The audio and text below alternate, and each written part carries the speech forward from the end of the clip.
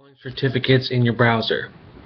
Now, a little background before I start this. I work for a company called California ISO, and one of the things that we do is we manage third-party vendors to utilize applications that are required to access different markets.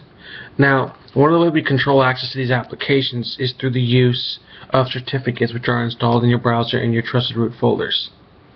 So I want to start this off by showing you guys when people usually register for certificates with us, we then send them a collection email within a couple of business days. And a collection email will look something like this. I went ahead and have printed it out. Let me go ahead and I went ahead and printed it out, and as you can see, it has a step 1 and it has a step 2, and then when it follows down, it also goes into the next phase, which will be a step 3 and a step 4. Now, one of the major problems, which, it's a good thing I guess I make the video too, maybe we can also utilize this for our participants, is people have a hard time following step-by-step instructions. So what I wanted to do is I'm going to go over these instructions with you guys, and kind of explain what they mean. Alright, for the first instruction, I will just talk and I'll let you guys actually read this while I'm talking. Let me get it on there. Okay. For the first instruction, to install Kaiser certificates, follow these steps. Now you can see you just click HTTP, there's a link on there to get an issuing certificate. Now, this certificate is important because it gets installed as a generic into your intermediate folder inside of your browser. As you can see, it has step-by-step instructions. We'll just click open, install certificates, next, finish OK. And then you go on to the next step. Now this is the step right here that people seem to always have problems with. We get many calls on this. Alright, clicks to HTTP, and you can see right about here where it starts to say, the CyberTrust, root CA certificate.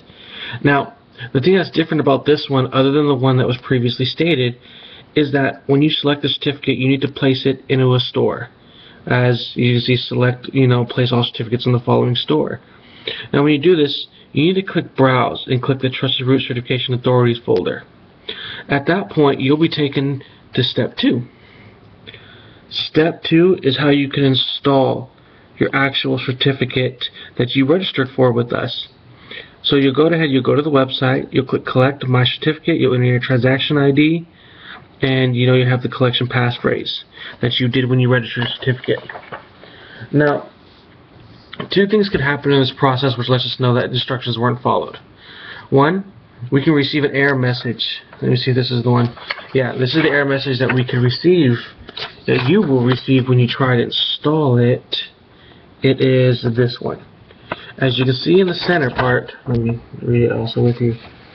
You see in the center part, it says, install response or certificate chain process, but terminate it in a root certificate which is not trusted by the trusted provider. Now, in order for you to be able to install your personal certificate into your personal folder within the browser, what needs to happen is those two trust root certificates need to be installed first. Now, when this happens and it's not installed correctly, it will not allow you to download your primary certificate, and that's the error message you get.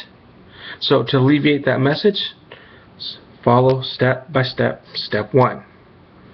Okay.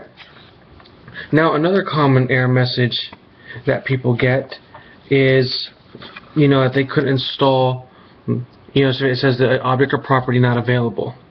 This happens because a security feature of all certificates, whenever you register with an external party, you need to do it from you need to collect your certificates from the computer you registered on.